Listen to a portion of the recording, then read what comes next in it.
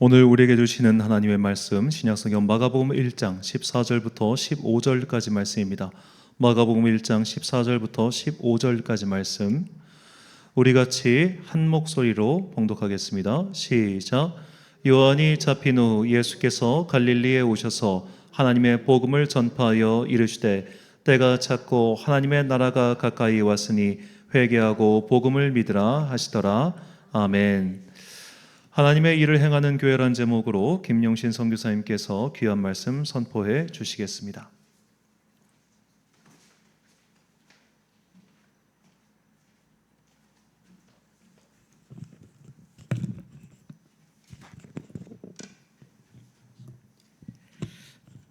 반갑습니다. 저도 광성교회 성도예요. 아세요? 네, 저도 새벽마다 주일마다 이 예배 같이 참석하고 있습니다. 새벽 예배가 거기서는 오후 시간이에요. 오후 4시 되면 예배를 같이 드렸고 늘 응원하며 기도하며 이 예배를 드렸던 내 교회입니다. 여기 제 교회예요. 여러분 4주년 된 거 너무 감사하고 반갑고 하나님이 이 교회를 어떻게 보시고 계실까, 또 앞으로는 어떤 것을 기대하고 계실까, 이런 생각을 저도 하며 기도해 왔습니다. 교회는 우선 말씀이 있어야 하고요. 말씀이신 하나님, 그러니까 우리가 교회 속에서 하나님을 만나는 거죠. 말씀이신 하나님, 그리고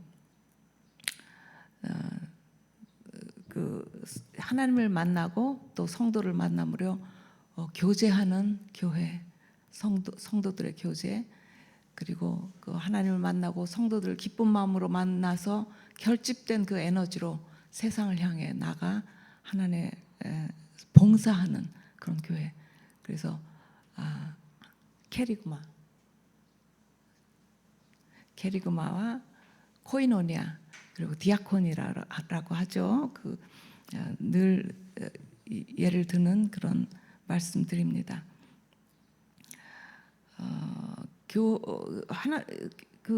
말씀이 살아있는 교회, 그리고 코이노니아와 사회 봉사하는 교회는 그 교회의 본질이고요.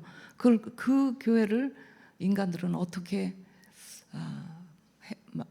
만들어 왔을까요?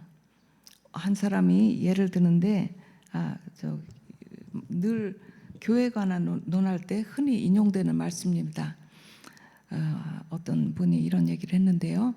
처음 교회는 살아계신 그리스도를 중심으로 모인 사람들의 교제였다. 그러다가 교회는 그리스로 이주해 철학이 되었고 로마로 이주해 제도화되었으며 또는 제도가 되었으며 유럽으로가 문화가 되었고 미국으로가 기업이 되었다고 말했습니다. 자주 인용되는 말씀인데 이 말씀을 들을 때 생각할 때마다 그러면 그 미국에서 한국으로 교회가 전해졌을 때 그럼 뭐라고 주님께서는 판단하실까? 이건 인간의 말이고요.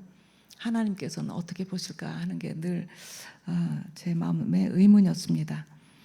성경에 이 땅에 전달된 지 한 150년가량 된 걸로 알고 있는데요. 한국 교회를 어떻게 진단하고 계실까요?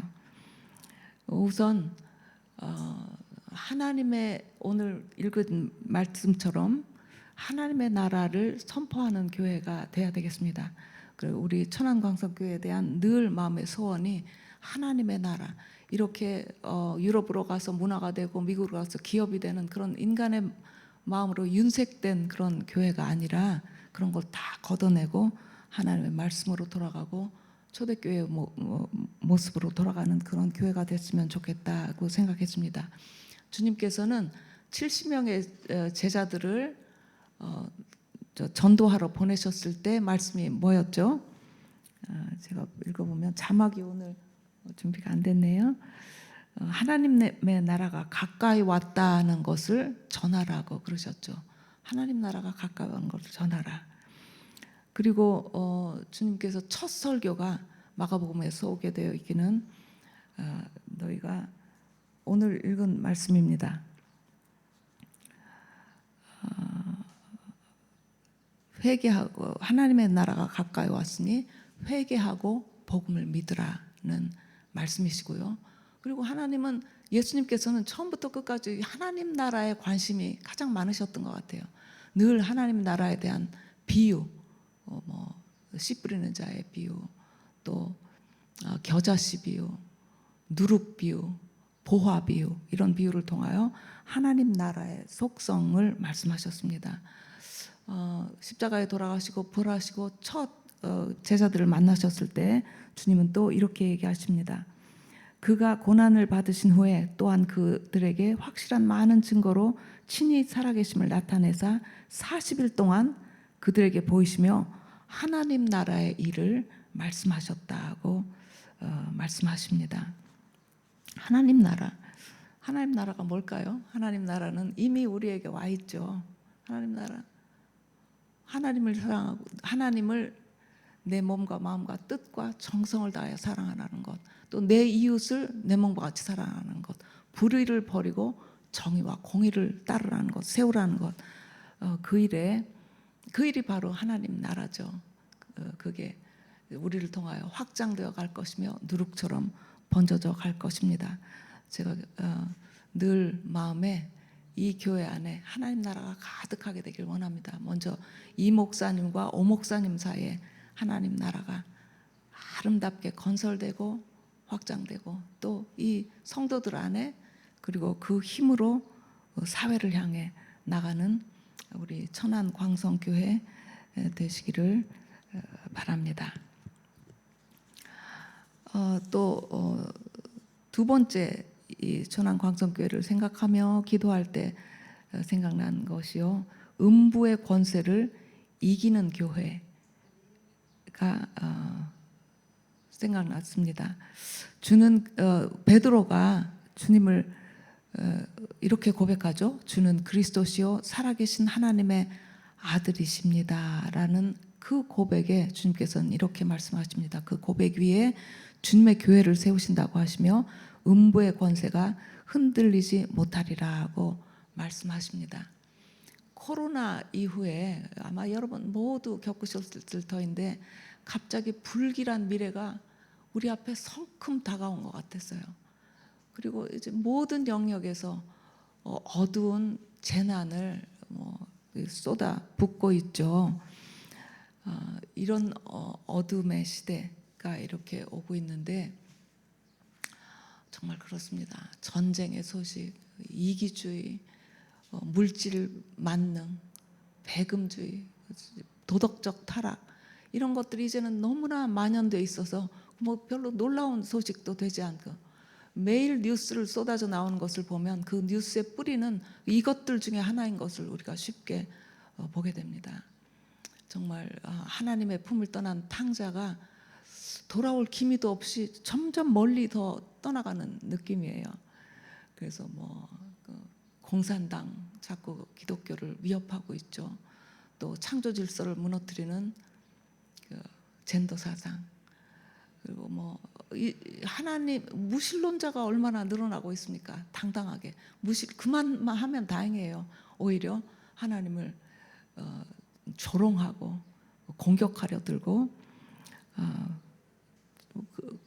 그뿐만 아니라 거기에 한술 더 떠서 자기가 하나님이라고 하는 그 뉴 에이지 운동의 새로운 모습의 그런 것들을 우리가 보고 있습니다. 교회는 어떤가요? 교회도 비슷하고 교회도 닮아가고 있고 예레미야 선지자는 이런 말씀을 하십니다. 이 땅에 귀괴하고 놀라운 일이 있도다.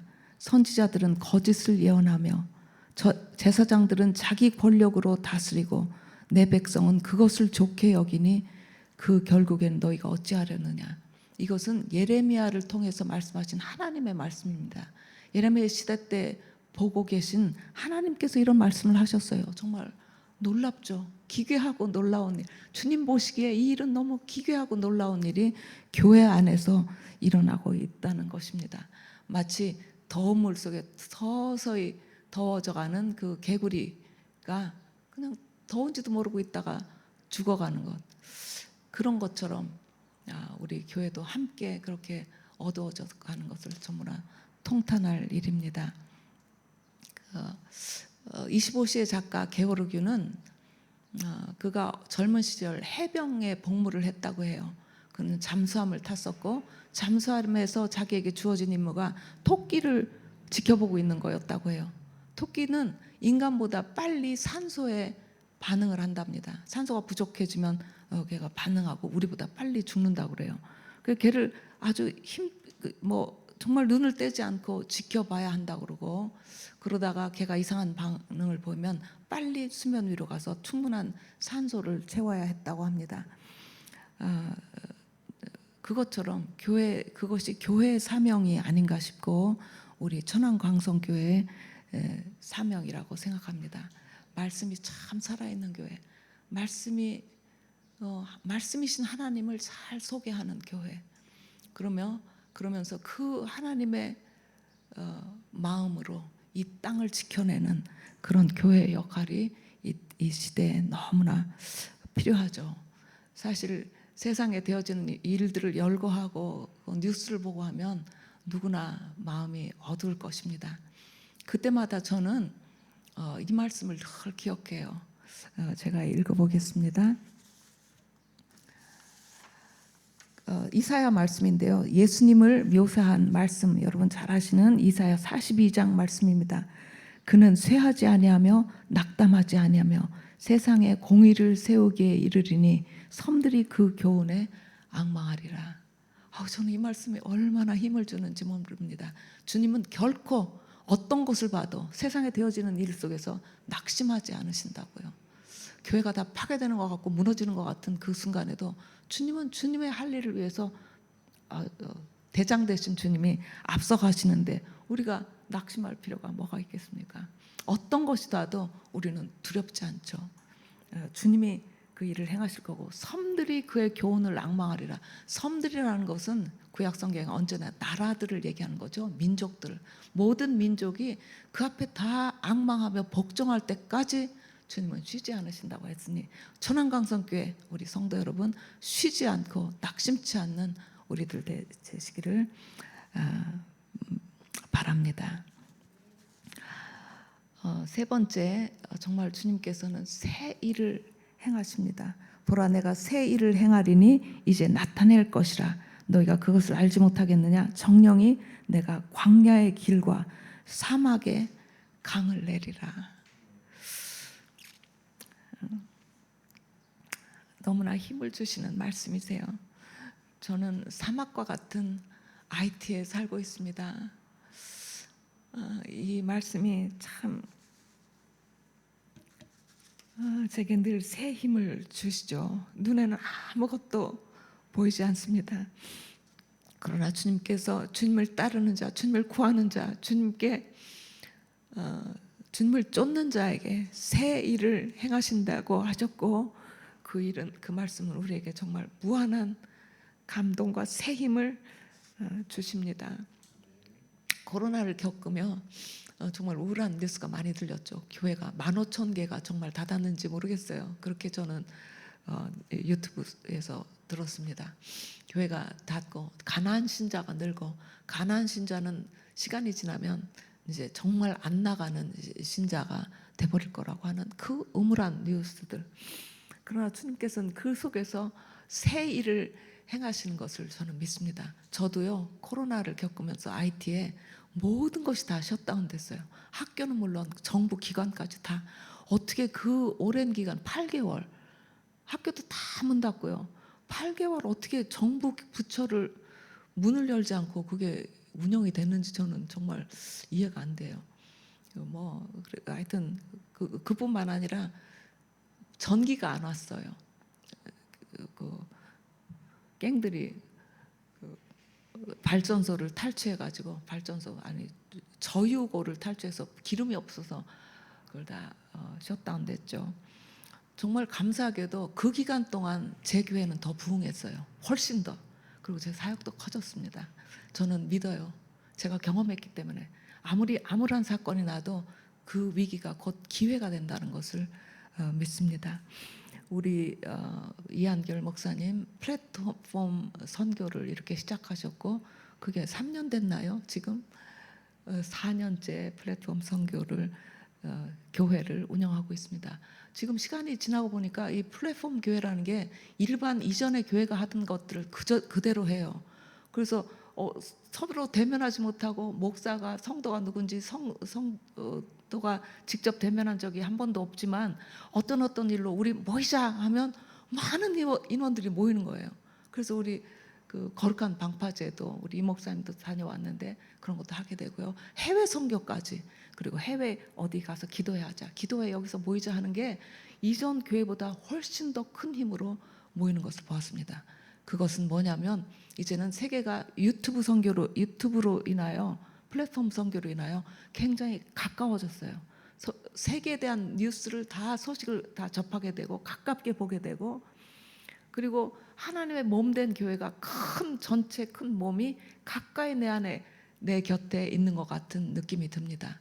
그래서 교회가 문을 닫는다고 다 어둡게 생각하고 참 그러지만 저는 별로 그렇게 생각하지 않아요. 이제 몸된 하나의 교회 속에 그 트랙 속에 들어오지 않는 교회는 도태될 것입니다.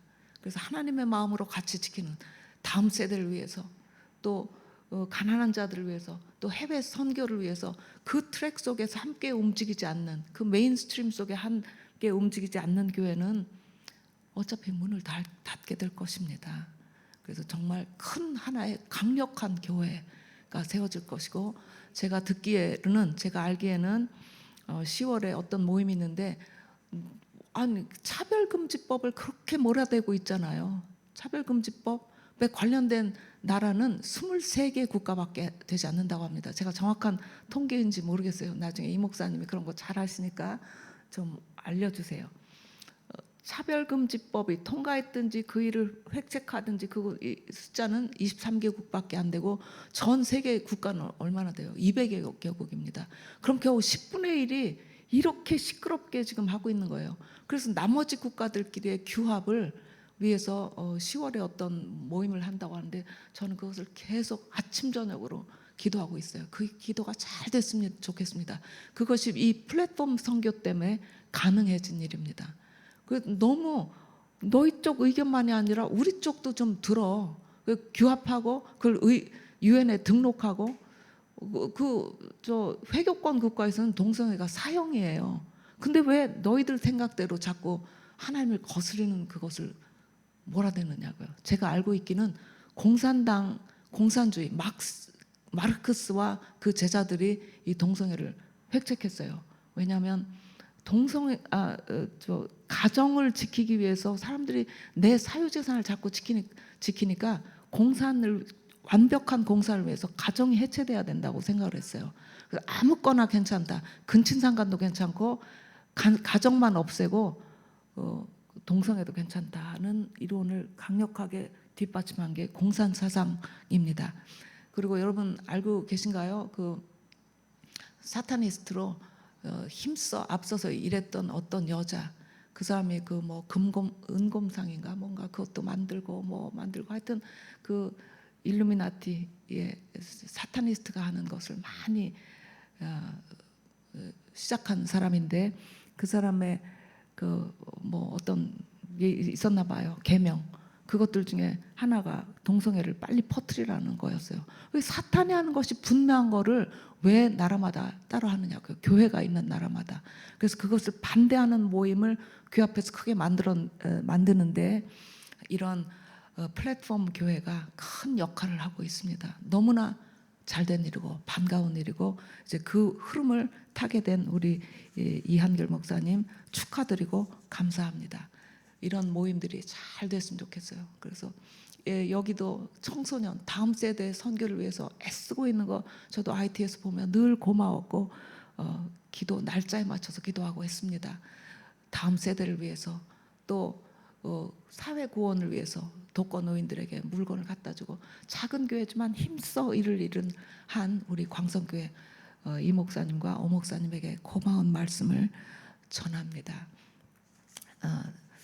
이렇게 아름다운 교회, 정말 앞서가는 교회, 그리고 모든 도구를 다 동원하여 주님의 나라를 회복하고 하나님 나라로 돌이키는 이런 천안 광성교회 되시기를 간절히 축원합니다. 기도하겠습니다. 하나님 아버지, 이 귀한 4주년 기념 예배에 함께 와서 말씀을 나누게 해주신 기회 주신 것 감사드립니다. 하나님 아버지, 이 교회 복 주시길 원합니다. 이제 어린 4살밖에 안 된 교회입니다.